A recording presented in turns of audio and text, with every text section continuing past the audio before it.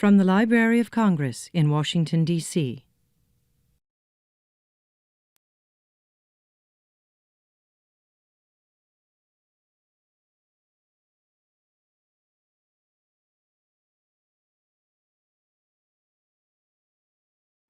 Okay, good morning. I think we'll go ahead and get started. Welcome to the LC Digital Futures Program. I'm Linda Geisler, the Chief of the U.S. Anglo Division of the Acquisitions and Bibliographic Access Directorate. And I'd like to start out, first of all, by thanking Judith Cannon and Angela Kinney for inviting the staff of the U.S. Anglo Division to present at the program. This summer, the U.S. Anglo Division was very fortunate to be able to hire some temporary staff members for a period of 120 days to work with our existing division staff on a variety of projects. They are recent graduates of library schools with knowledge of digital library technologies, and they are most willing to share their expertise with all of us. A version of this program was presented to the directorate staff and was very well received, so we are pleased to share this with a wider audience. At this time, I'd like to introduce all of our speakers. We have 5 presenters today. Our first presenter is Madeleine Lee, who received a Master in Library and Information Science from San Jose State University. She was assigned to the licensing project to develop 2 standard licenses, one for U.S. vendors and one for international vendors for use by LC when negotiating electronic resource subscriptions. Her presentation will cover open access journals as well as standards used in licensing content. Our next speaker is Koivisto, who has a Master of Science and Library and Information Science from Catholic University and has been working on updating the contact information for our exchange partners with Great Britain. His presentation provides an excellent introduction and overview on the use of linked open data.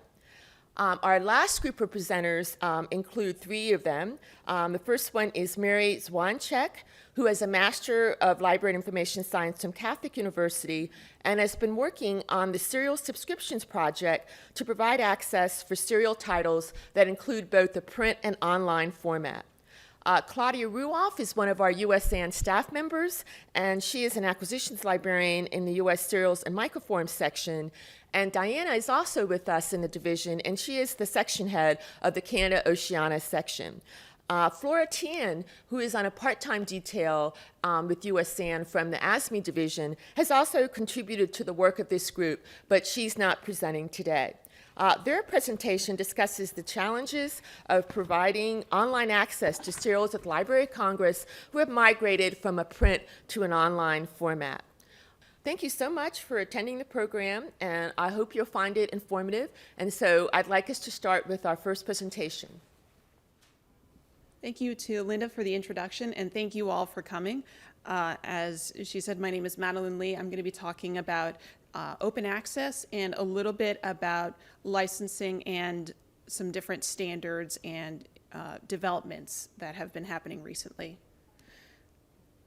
So here's the important question for the morning. Could chocolate help you lose weight? If you eat a daily dose of chocolate, you might lose some weight. Okay, I promise this is relevant and we'll get to it in a little bit. So I want to begin by making sure everyone knows what open access is. Here's a square of some of the different resources that are available out there, some of which are in the library's catalog. So under free e-journals, we have the Public Library of Science, or PLOS, family of journals. They can be easily compared to journals from, say, the Nature Publishing Group, which are behind a paywall. There are also other free resources out there that are primary sources that are not scholarly journals, such as the World Digital Library, which is hosted here. I'm sure most of you know about it. And the World Digital Library can be compared to Accessible Archives, another primary source database that's behind a paywall. So another way to think about it is to look at the definition from the Budapest Open Access Initiative. This was back in 2002. The Budapest Open Access Initiative talks about free availability on the public internet, basically making scholarly research available as widely as possible, not just putting it up on the internet for anyone to read, but also enabling having the ability to crawl them for indexing, pass them as data, basically the ability to use this information for any legal purpose. So why does open access matter? Well, the answer is very similar to some of the questions about why libraries still matter. Open access promotes intellectual freedom by promoting a broader access to information, including underserved populations, and researchers in developing countries have found open access to be an extremely valuable tool for finding and also publishing work that might otherwise be overlooked. As everyone is aware, there is an increasing cost for serials, and open access journals can augment a library's collection without adding any additional cost. At this time, the library has 463 open access resources in its catalog, and you can find them by looking at all free resources on the main e-resources page. So now that we've defined what open access is and why it matters, let's talk a little bit about the different types. There are two well-defined types, gold and green open access, and there are other types, you could say, that don't really fall into either of these categories, and there's some debate about whether they should be a separate category or just merged into one of these other two. Gold open access is basically the Public Library of Science PLOS journals that I mentioned before. It's available for free on the internet immediately from the date of publication. Biomed Central is another large publisher with a large number of open access journals. This is a publisher-driven model. When I say publisher-driven, I mean that the publisher has made the decision to make this research available for everyone on the internet. Green open access is an author-driven model. This is an individual author who has decided that they want their research to be available for anyone. They have to find a repository that is appropriate. It could be institutional, it could be related to their discipline. And it also requires them to be aware of archiving policies, which may be in the license agreement for the journal that they published in. The other types that I mentioned, the ones that are a little bit less well defined. Delayed open access is sometimes considered part of green open access. The difference is that these articles are often required to become open access. For example, anyone who receives grant money from NIH, the National Institutes of Health, must make the articles based on that research available no later than a year after the date of publication, and through PubMed Central. The Wellcome Trust over in the UK has a similar policy. Publishers may also have journals that become open access after an embargo period. Could be 6 months, could be 12 months, could be up to 24 months. And hybrid open access is subscription journals that have individual articles that are open access. In this case, the author has paid the higher publication fees. Generally speaking, authors pay a higher percentage of the cost when they publish open access.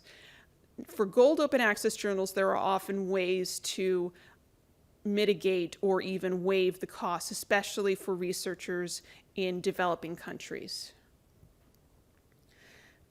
This is another way of thinking about how open is it. I've mostly talked about who and when, but there's also issues of reuse rights. There's issues of copyrights and what the author is allowed to do with their own work. The reuse rights ties into the licensing a little bit, and I'll be talking about the Creative Commons licenses later.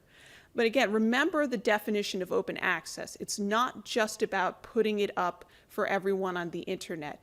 It's about providing the basis for people to use and reuse that work without major hurdles.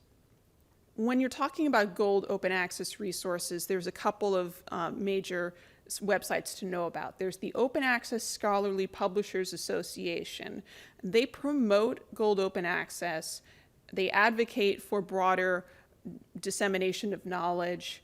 There's also the Principles of Transparency and Best Practice in Scholarly Publishing, which is co-authored by a number of organizations. Now, these principles can be seen to apply to paid subscription journals as well. So by advocating for open access, they're also helping to improve the state of scholarly publishing as a whole. There's also the Directory of Open Access Journals, which is one of the resources linked to in the library's catalog. It is a comprehensive white list of open access journals across different disciplines. Journals must meet certain standards about publishing, about author rights, before they can be listed in the journal. However, these standards were applied in 2014, and older journals are in the process of reapplying for standards. There's also the seal, which was introduced earlier this year. It talks about not just a baseline of open access, but the best practice for open access. Use of DOIs, use of article metadata, using Creative Commons licenses, and making it so that the author can do a broad number of things with their own work. For green open access, the major resource comes from the Joint Information Systems Committee over in the UK. Sherpa, Securing a Hybrid Environment for Research Preservation and Access. There are 3 different areas of Sherpa. Romeo talks about publishers' policies.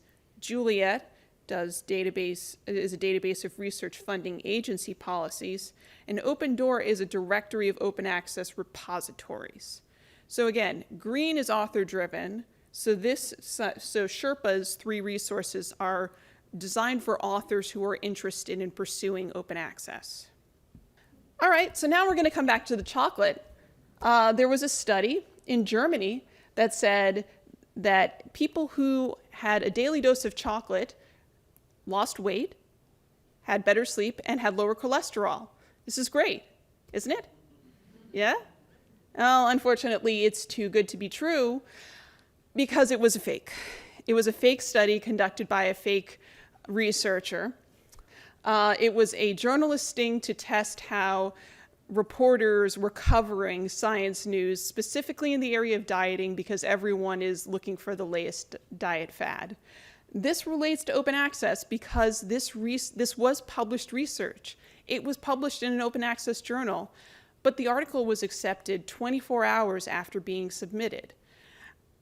With the promise of greater access to knowledge, there is also the potential for misuse.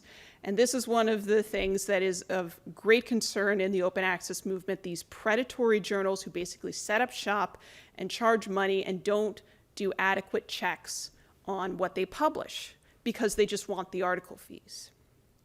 To give you an idea, if you're not aware, this is a rough overview of what the scholarly publishing process looks like. There is no way that this should take 24 hours. There are multiple steps where the article is sent out to external reviews or is reviewed by the editor. There's copy editing. There's a ton of steps. It usually takes at least a month, perhaps 2, perhaps even longer, depending upon how long the reviewers sit on the manuscript before handing it off. So we've covered open access, and now we're going to talk a little bit about licensing. And again, I mentioned earlier that one of the best practices of open access is the use of Creative Commons license and the provision of author rights. Licensing, broadly speaking, is a contract between the library and the publisher.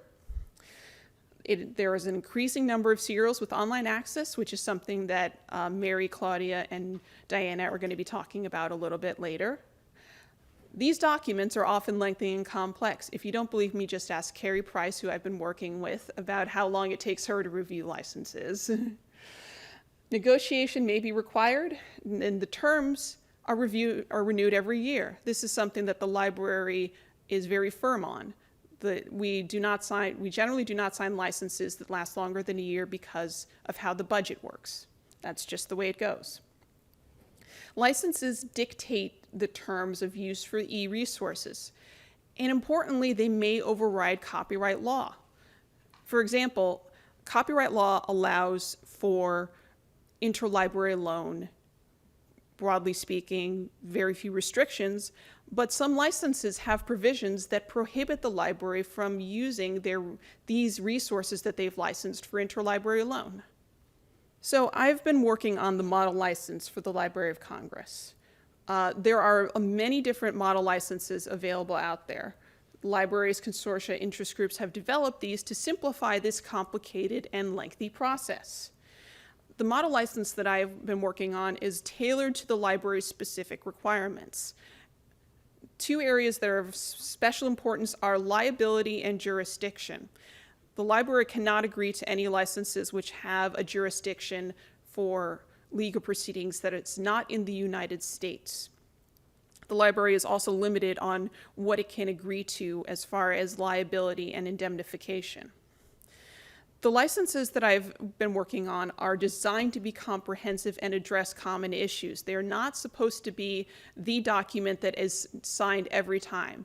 It's a good way to think of it is as a starting place for negotiations. It gives the library a firm starting place for negotiations with publishers, as opposed to taking a publisher's license, which often contains terms that are unfavorable to the library. And as was mentioned earlier, I've also developed a shortened version that can be used with international vendors who may not speak English very well, and it can help simplify things there as well. So I've mentioned the Creative Commons licenses a little bit, and let's just expand on that a little bit more. Open access journals will operate under a Creative Commons license. These are freely available licenses that can be used by anyone for anything. It doesn't actually have to be journals. If you see an image on Wikipedia, it's under a Creative Commons license. If you look at the fine text under a picture in a news article or something, it may say licensed under a Creative Commons license. What's great about the Creative Commons licenses is that the people behind it have put a lot of time and effort into simplifying the language for easy use. There are notices which are the same across the 6 different types of Creative Commons license that discuss the public domain and other exemptions, and also caution that the license may not be appropriate for everything. No warranties given. So it still requires whoever is wanting to use something licensed under Creative Commons to be aware of this, of what they can and can't do, but it makes it a lot easier. You don't have to contact someone to get permission to use something. As long as you can follow the straightforward language of the Creative Commons license, it allows you to use and reuse material on the internet. So again, there are 6 different types of Creative Commons licenses. All of them discuss what you may do and what you must do. And there are 2 types that say that you may not use the material, you may not distribute a changed version of the material. So they go from least restrictive, you may share and adapt for any purpose, you must provide attribution and indicate if any changes were made, to the most restrictive. You may share for any non-commercial purpose. You must provide attribution, but you may not distribute a version with any changes. Another alternative to what you can think of as traditional licensing is the Shared Electronic Resource Understanding, or CERU. This is hosted and maintained by the National Information Standards Organization, NISO, which I'm sure many of you have heard of. It is not a binding agreement. When the library signs a license, it is considered a legally binding agreement. That's why issues of jurisdiction and liability are important. CERU is missing legal terminology. It doesn't discuss jurisdiction. It doesn't discuss warranties. It doesn't discuss liabilities. But it does outline the commonly agreed upon expectations for using and providing electronic resources, certain things that the library is expected to do, certain things that the publisher is expected to do. And these things are very common in the variety of model licenses that I have reviewed. Again, CERU's downside is that it is not a binding agreement. and there may be issues where a binding agreement is necessary. CRU also defaults to U.S. copyright law, and again, sometimes licenses will override copyright law. So when you're thinking about licensing, about what the library does with acquiring electronic resources, sometimes CRU may be appropriate, sometimes a license agreement may be appropriate. I don't have nearly enough time to go into all of the intricacies of the different parts of the licenses. So I will just thank you all for your time.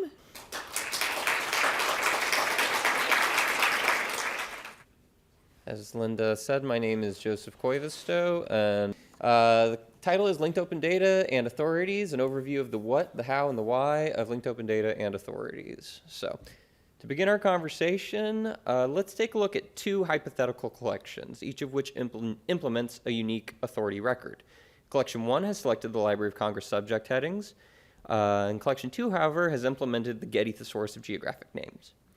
Taking a look at a familiar concept, one that's near and dear to all of our hearts, Washington, D.C., we see that these authorities feature unique labels for these concepts. The Library of Congress subject headings includes Washington brackets D.C., while the Getty Thesaurus of Geographic Names simply says Washington. So, we as humans, all holders of exceptional reasoning skills, can look at a problem like this and say, are Washington brackets DC and Washington equivalent values? On the face of it, we may say, well, you know, there's some other types of Washington, but we're pretty rational beings. We can determine based on evidence that, yes, these two values are the exact same thing. Washington, D.C. is Washington for all intents and purposes. However, what about search engines? What about aggregation sites that compile data from a number of unrelated resources? What about large data sets that have been made publicly available through API access? When taken on face value, and that is without additional processing or computation, disparate resources and authorities cannot necessarily be linked or aligned in the human fashion that we just described. So how do we go about facilitating this sort of automation? We do that with linked open data. Linked open data methodologies allow us to render encoded authority records linkable. And what does that mean? That means that we can take disparate authorities and align them, allowing us to bridge gaps that were previously impossible based only on computer-based computation. We can create linkages that are not based on text interpretation, but rather on URI cross-references, which is something that I'll describe a little bit more.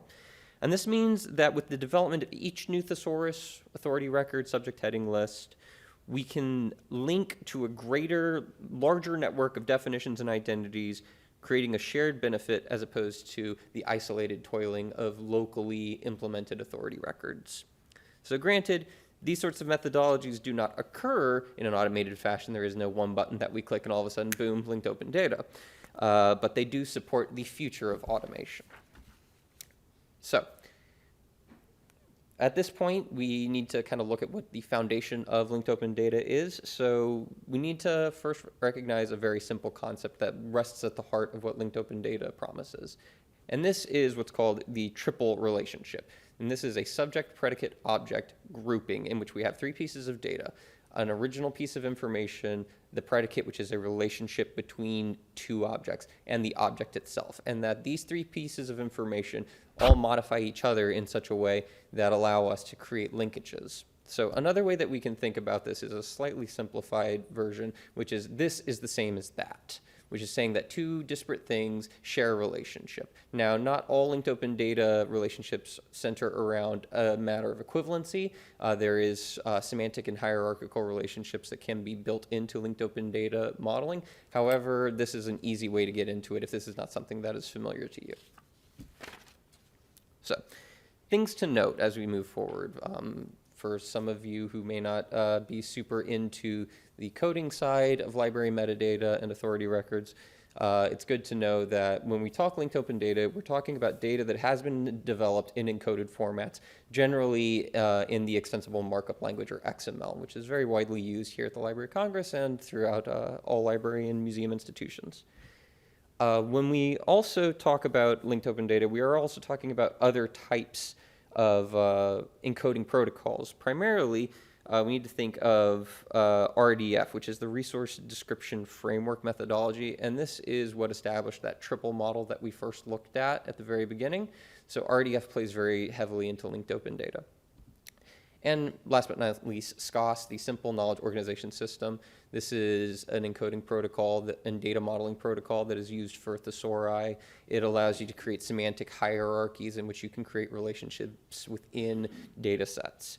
Now, this is very techy, and don't want to get too much deep into it, but these are important things to be aware of as you move into the world of linked open data. Another important concept to know about linked open data is we are moving away from pieces of information that are encoded using free text, meaning that this is information that is just entered as a string of text-based characters. And instead, what we are working with are what are called URIs, Uniform Resource Identifiers. What these are static identifiers that allow us to establish a stable identity for a concept and then build up relationships around it. So, for example, here we have a URI, and as you'll notice, it is a web address. URIs exist in web environments, so URIs generally are these web-based URLs. And then what we see is, again, this triple model in which we have the URI, and that's not something that is immediately intelligible to a human user. It's not what's called human readable.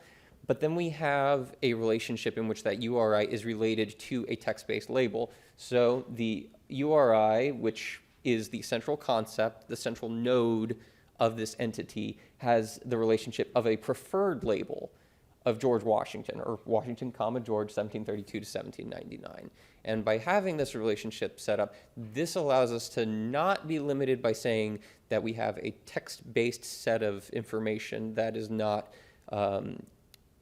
computer intelligible, but we have computer understood URIs that can then be related to human readable information, as well as other information across different data sets.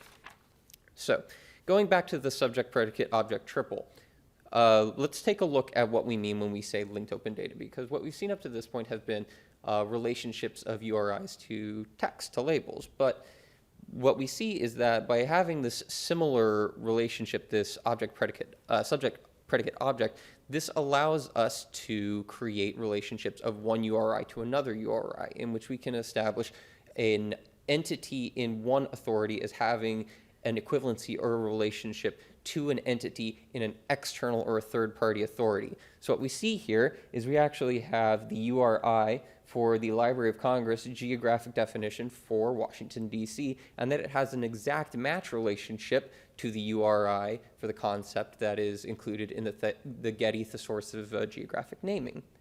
When we actually get into the code, and this is XML code, so if you can't read XML, don't worry, it's all there. But when we start to highlight pieces, we actually get to see those pieces of data that I just highlighted actually being presented in relationship to each other. Here we have the description, the URI for the Library of Congress concept of Washington, D.C. We have the predicate exact match and the object, which is the URI held over at the Getty. And what this allows us to say is that these two concepts have a shared relationship. They have an equivalent entity relationship. So this might, if you're not familiar with linked open data and you're not familiar with the XML coding side of things, this might be a little bit daunting, this might be a little bit unnerving, and you might be saying, okay, so how do we actually use this? Well, you're actually using it and you maybe don't even know it. Those of you that do know, just play along.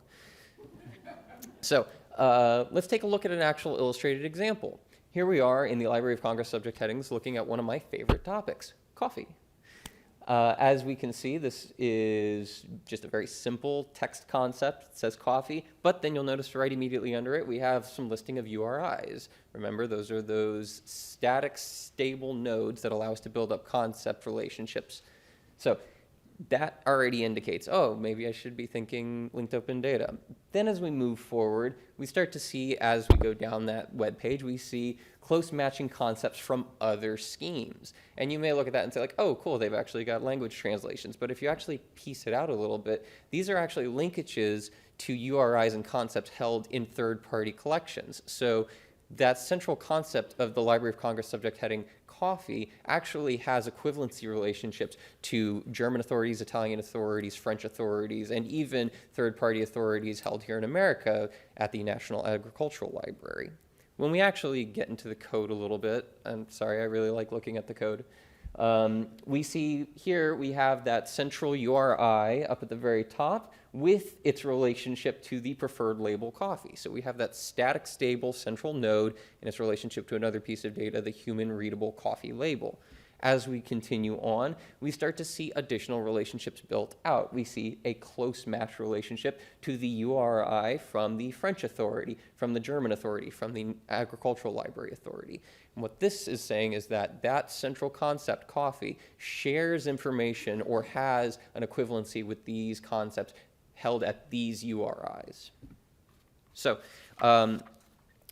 in trying to think of ways that I could relate this to things that are important to our day-to-day jobs and moving forward how linked open data concepts are becoming increasingly relevant, I decided it would be useful to bring in some examples from the BibFrame documentation that is available on the Library of Congress website, show you how we are seeing linked open data being manifest in this new format. So here is an example of a BibFrame authority, and this was taken from the draft specifications, which were put up last year. If something has changed, this is just the documentation that was available to me, so I apologize. So we see here we have the BibFrame authority for an individual named Bruno Bartolozzi, and we can see the name right down there.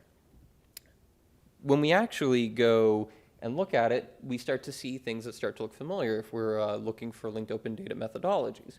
What we see here is we have the BibFrame person RDF key about, and then we have that URI from the BibFrame, or the example BibFrame authority, and that is that stable static central node for that concept.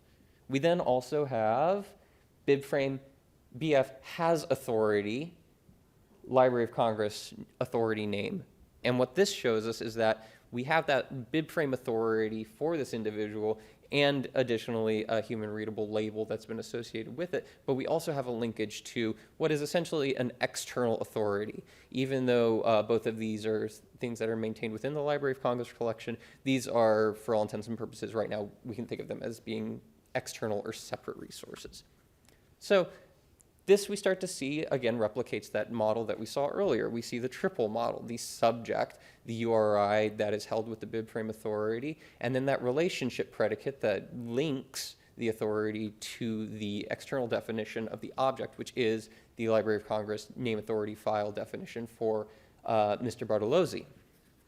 And so this is useful. And we can start to flesh out a little bit how linked open data methodologies are going to be important to us. But it's also important to think of it not just in terms of linking between different data sets here in the library, because yes, we have this authority within BibFrame that links out to the Library of Congress name authority file, and that's great because that allows us to implement that authority in this BibFrame context. But also keep in mind that the Library of Congress name authority file also links out to VIAF, or VIAF, the Virtual International Authority file.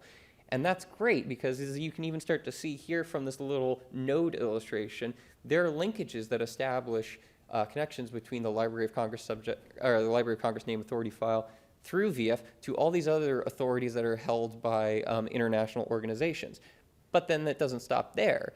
VIAF links out to all of these places that then are also implementing linked open data methodologies for their data, and so on and so forth. It's, you tell two friends and they tell two friends, and it builds exponentially until what we start to see is something that is a little bit bigger than we might be able to conceive of from the outset. So what we see is the linkages of these disparate authorities, not just across different institutions, but across disciplines, across languages. And then what we really start to see is something that is fascinating. And while linked open data methodologies are not a silver bullet that alleviate the traditional complexities inherent to any localized or subject-specific authority creation, what we're starting to see is that we are paving the way for future types of automation and data connectivity across collections that is really exciting.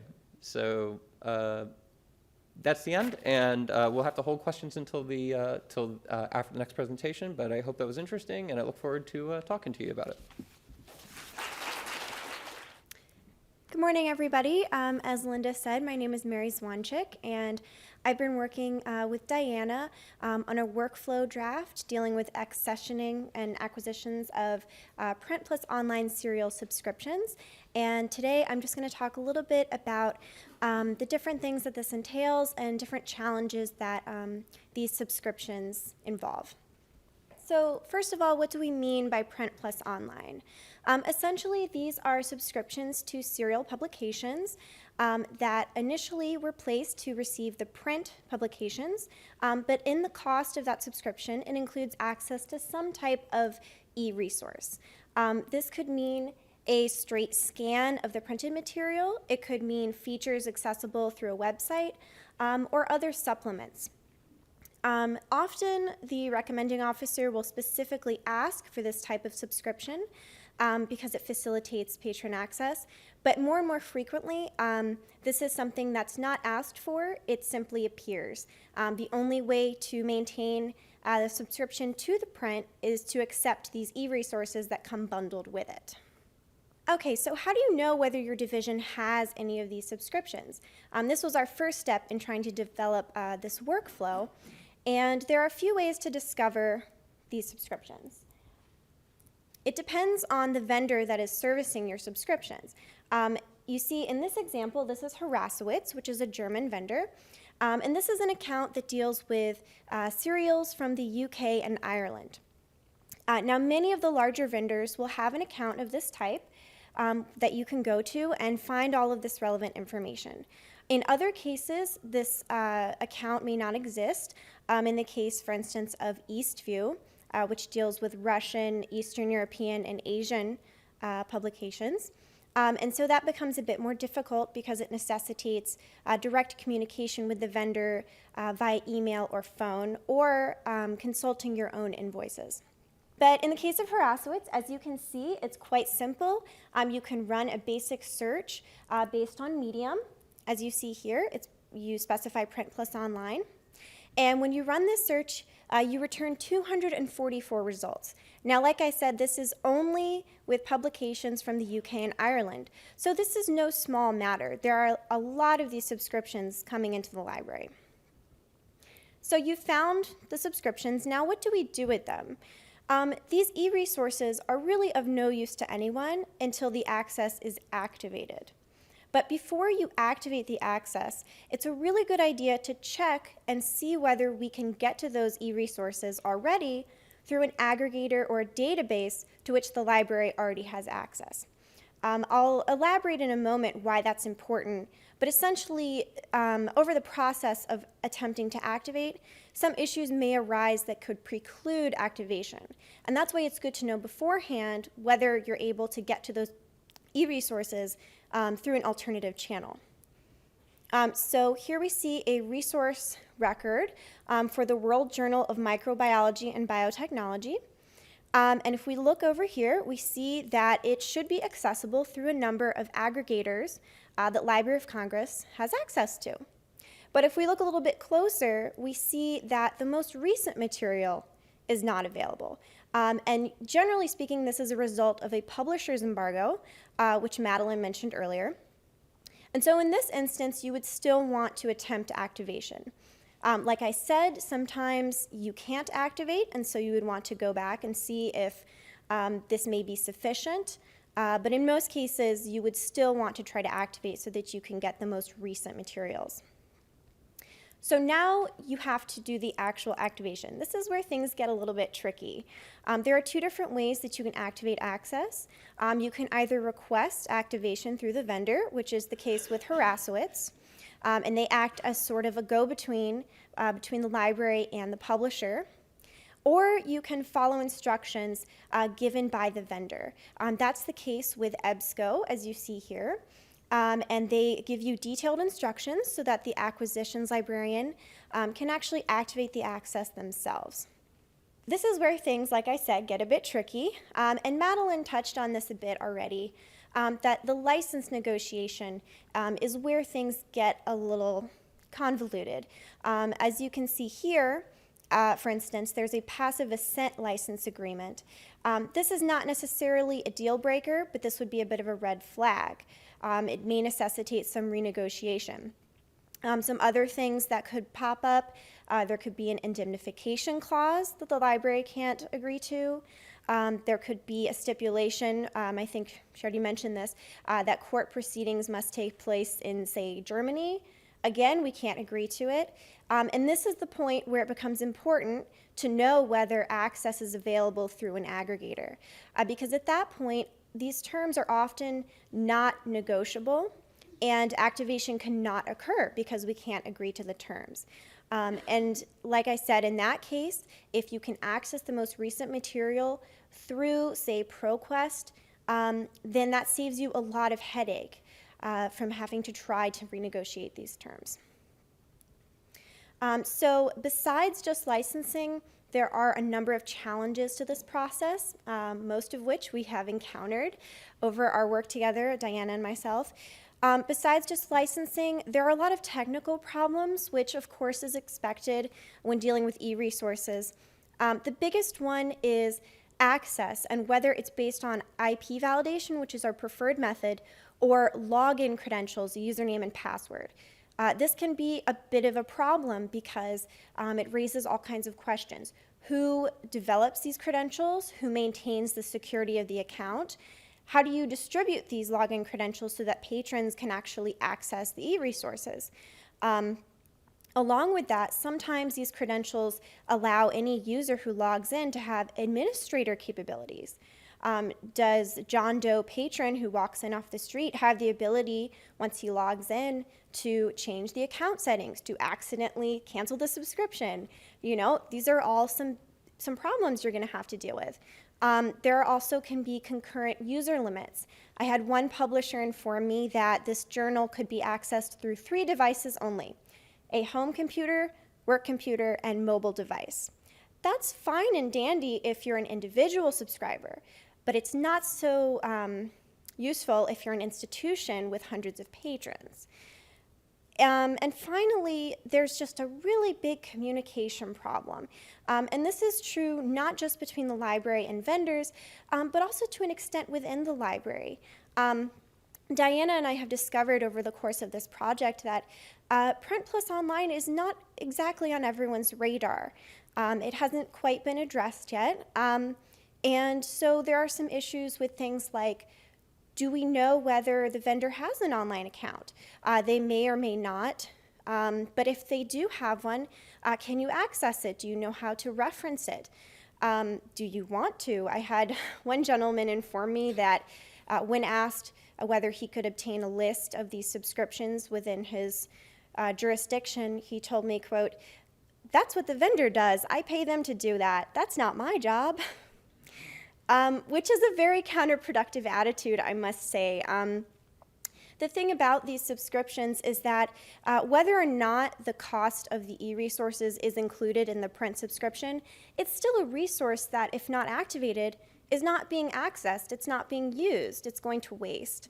And these are resources that are very useful for library patrons. They, for instance, circumvent the problem of finite copies of a print resource. It facilitates access.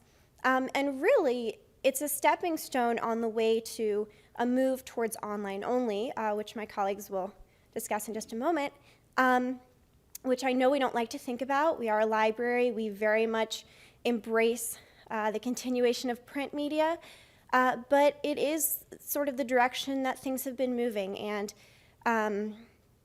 as such, this is something that does need to be addressed and looked at.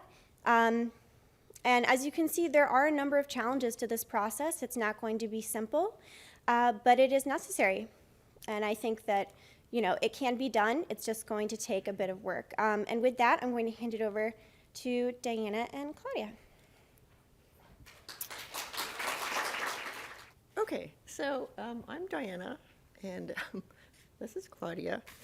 And we'll be talking about print serial subscriptions that have migrated to online-only formats.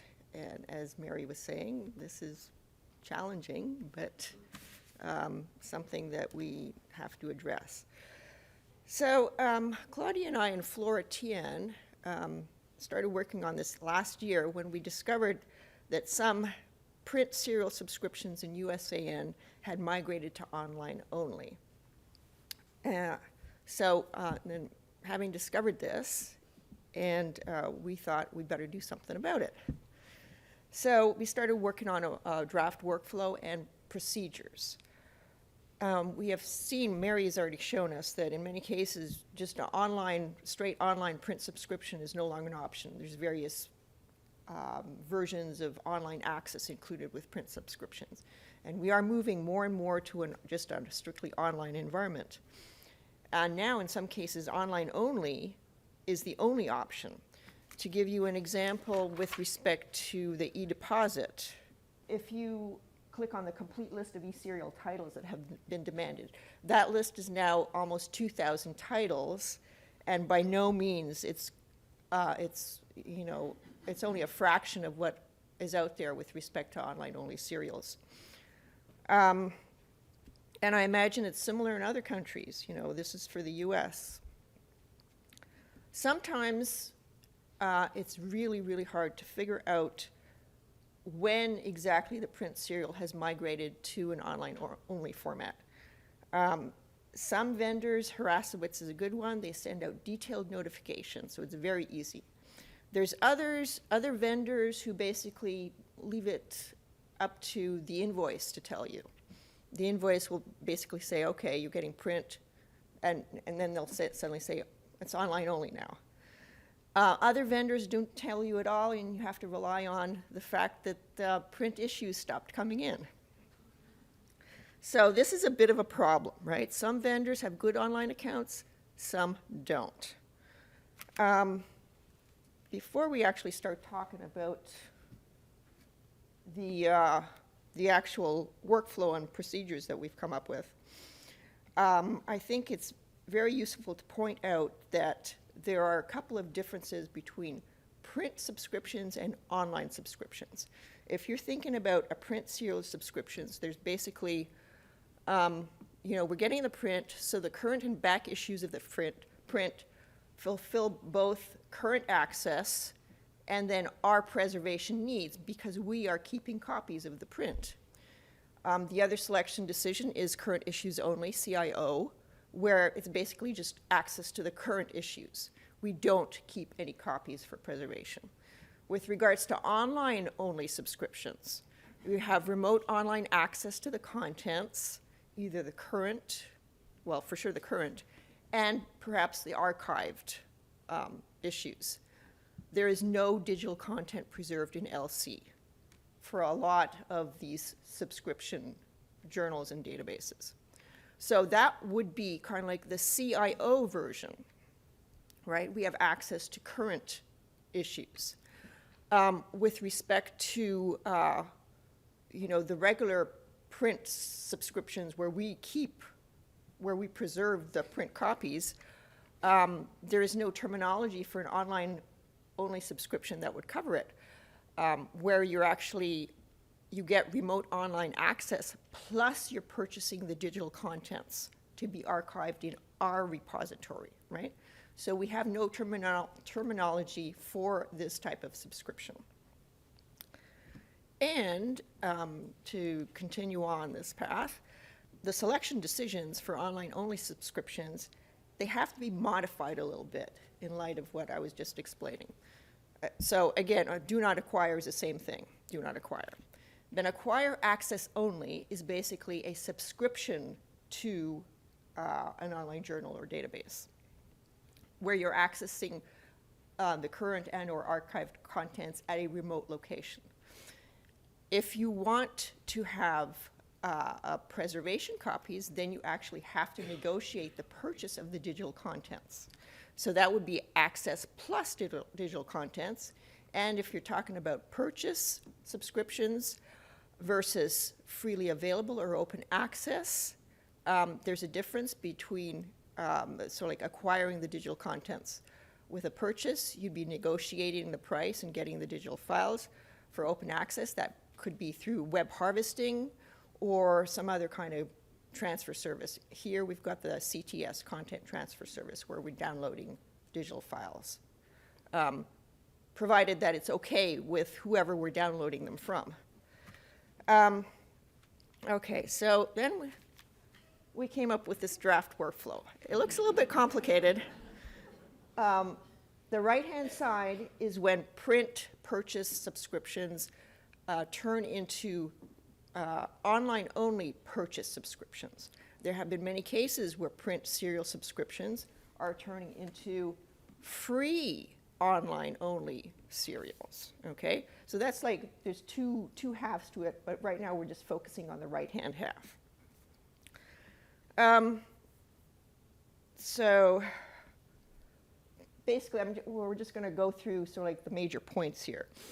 It kind of like starts with an investigation, which is the responsibility of acquisition staff. They're responsible for gathering pertinent information together so an informed decision can be made. There's two basic things we have to find out, and that would be whether or not, that's the first one. Is it coming in as part of some subscription database? I think the others have referred to them as aggregators. The second thing we have to find out, is it already coming in through eDeposit?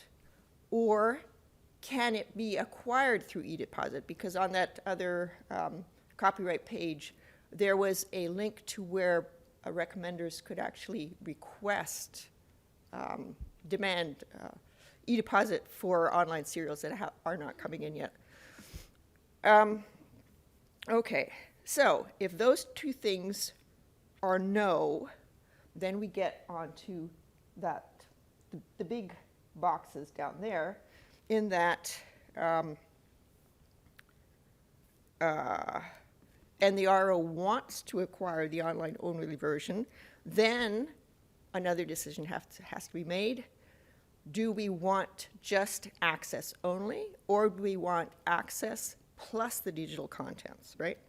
In either of those cases, we do have to negotiate a license and then set up the access, either in Voyager or in the ERMS, depending on whether or not we want access only or access plus digital contents. Okay, and I just want to add also that Voyager already has a lot of bib records for e-serials that the ISSN people are putting in. They're suppressed, but this actually makes our work much easier. Last fall, I was invited by Diana to take part in the decayed project to study serials that changed from print to online only.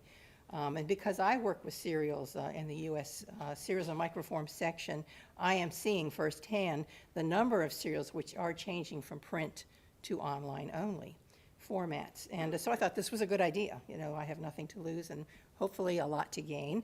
And so the purpose of the project, as it was explained to me, was to just examine the current situation with these changes that are going on, and then to propose a workflow for how we will acquire, describe, and provide access to online serials. So we started out, Flo and Diana and myself, by getting a list of online titles which I managed through EBSCO. And so I was able to go into EBSCO.net, which is just a wonderful online subscription service tool that they make available to us when you have an account with them. I was able to go in there and generate a report of all of the online titles that I manage. When I go into EBSCO.net, I can also view everything that is available from EBSCO.net. This is just a kind of plug for the EBSCO.net, really. But it's wonderful if you have the opportunity to work with Harasowitz or some of the larger vendors. Many of the larger vendors do offer this kind of a service to you. And you can go in and see everything that's available. You can look at your particular orders. You can see invoices within the past. For me, the past 3 years of invoices are available. I can generate special reports. I can even do cancellations and claim issues there. So it's just wonderful. I encourage you to use it if you have that opportunity. So we generated a report, and I ended up with 136 titles that are online. Of those 136 titles, 24 were actually open access, freely available to us. 81 of them were print plus online subscriptions, and then 30 were online-only subscriptions. And so our focus at that time, was to look at those 30 online serials for which we have paid subscriptions. And so I want to tell you just briefly this morning the story about one of those serials and how it came to be an online-only resource. So this one is called the Environmental Law Reporter. And in the past, it was launched back in 1971 by the Environmental Law Institute, which is a nonprofit, non-advocacy environmental group. And they specialize in producing publications and research that target legal practitioners, business leaders, managers, even teachers, environmentalists, journalists, lawmakers, many, many people. They have a wide audience of people who have an interest in environmental law and policy and issues. So the ELR began in 1971 as a loose leaf service, issued in sections, housed in binders. And by 1983, the sections included one on litigation, pending litigation, administrative materials, news and analysis, and statutes. So that's a lot of binders, that's a lot of pages, that's a lot of interfiling. In 1995, an update service was added, and it was published on a weekly basis. And that update service offered summaries of federal and state judicial and legislative activities, including current information on cases, legislation, and other congressional activity, and summaries on administrative actions and lists of settlements. Very rich information was available. This is a slide of our purchase order, actually, and I'll comment on it in just a minute.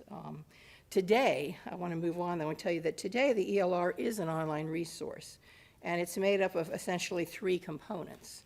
The News and Analysis is a monthly journal, and it provides articles to both legal practice and policy on environmental topics.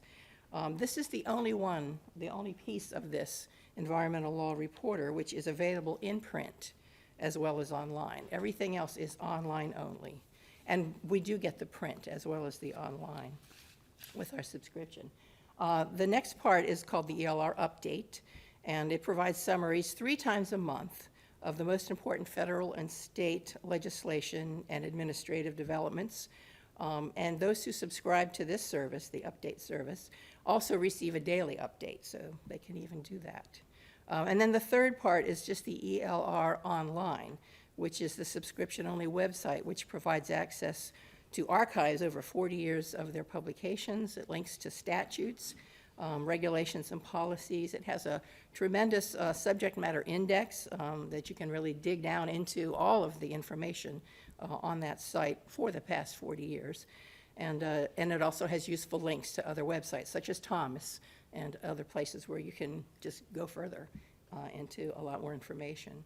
So our PO, after we discovered that we had this online resource, and we didn't know it right away, we made a change in our PO to alert us to the fact that EBSCOnet now has this e-access combination package.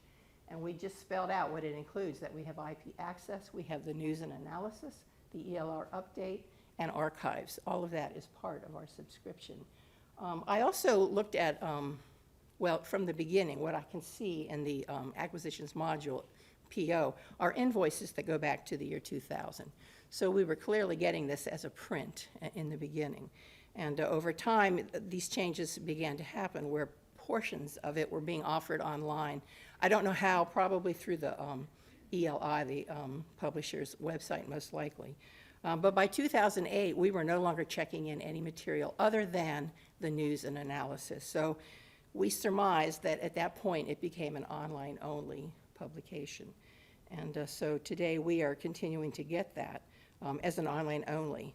This is just an example of how the publisher offers this Environmental Law Reporter. And we get the e-access package, so we're getting, as I said, the 3 major components, the archives. We have IP address access for it.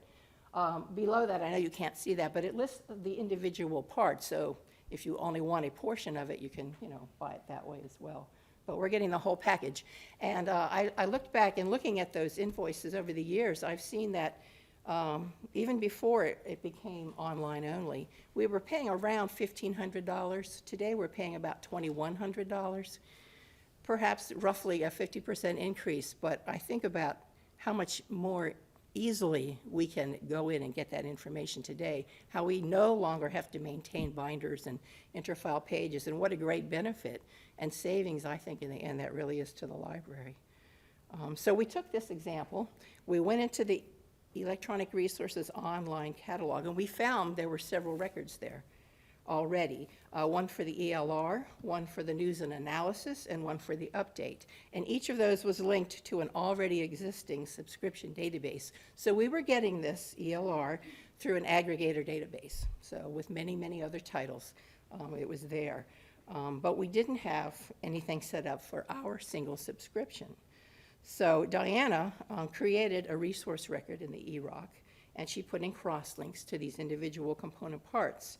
And those links now take you directly to the page. Those are the bib records that were in there, the individual records. And then today, though, with this resource record, we can go directly to the ELR website, the large online site, and get at all of the information, all of the enhanced features, all of the searching capability and links and so forth that are out there.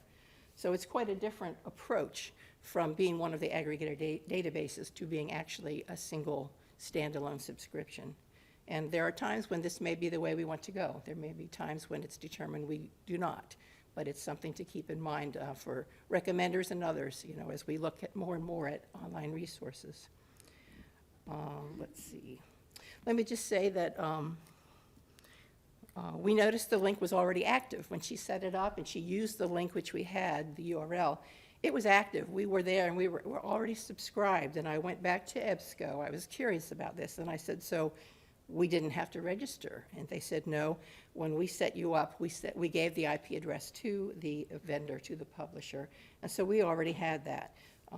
There are other times when that's not possible and you have to go yourself to a website and register and get maybe a user ID and password. But hopefully we can convert that to an IP address, which is preferable, so that anybody at that terminal will have automatic, immediate access.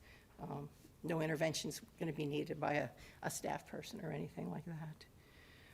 So let's see. We looked at the purchase order. We looked at the all of the invoices that were attached, and then we needed to go into the catalog record. So looking at the bib record for the print, which was what exists in the OPAC at this point in time, we made sure that there were notes about the availability of the online resource, and we added a URL, and then we created an HREC for the electronic resource. I believe what our next step is going to be is that we actually need to create a record for the ELR as an online resource, because it really no longer exists as a print. And this is going to have to be something that we make and suppress from the OPAC because, as she said, we do not have digital contents at this time. We have access. We go right to the remote site. We have this wonderful access, and this may be all we need, at least for now. So we need to do that. We need to create the record, and we need to create a new PO and link it to that record because we want to change the way we're paying for this. So far, we've been paying with regular subscription funds. We want to make a change, and this should be getting paid for by law e-resource funds rather than regular subscription funds. So it's important that we, acquisitions folks, go ahead and take that step and bring up to date the changes that are happening with our serials. We just wanted to conclude with one last slide, which hopefully will facilitate the conveying of information to the people involved, the recommending officers and the acquisition staff who are dealing with this stuff. So what we were thinking of is a new online serial slip, which itself would be online, okay, and which could easily be sent, via email or however, between acquisition staff and ROs, and also that there be hyperlinks in this form itself, which, if you didn't understand a term, it would take you to that definition. It would take you to a glossary, which would provide a definition, or it would take you to other sites which would need to be consulted, like the copyright site or or someplace else. So that's what we're working on, and this is like really in draft form, but okay, now that's the end. Okay.